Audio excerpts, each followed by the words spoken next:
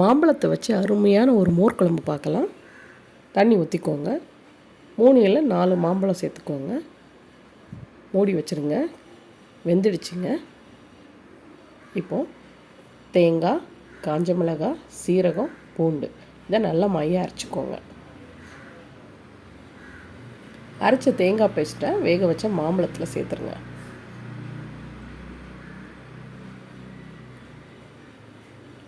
மஞ்சள் தூள், தேவையான அளவு உப்பு சேர்த்து நல்லா கொதிக்க விடுங்க. குழம்பு நல்லா கொதித்து வருதுங்க. இப்போ தாளிப்பு பார்க்கலாம். தேங்காய் எண்ணெய் ஊற்றிக்கோங்க. கடுகு, சீரகம், காஞ்ச மிளகாய், கருவேப்பிலை போட்டு தாளிச்சிக்கோங்க.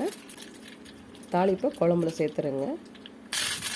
குழம்பு அப்படி ஓரமாக வச்சுருங்க. குழம்பு நல்லா ஆறட்டும். ஆறுனதுக்கப்புறமா மோரை இதில் சேர்த்துருங்க. அவ்வளோதாங்க, அருமையான மோர் குழம்பு ரெடிங்க. வீடியோ பிடிச்சிருந்தா மறக்காமல் லைக் போடுங்க, சப்ஸ்கிரைப் பண்ணுங்கள்.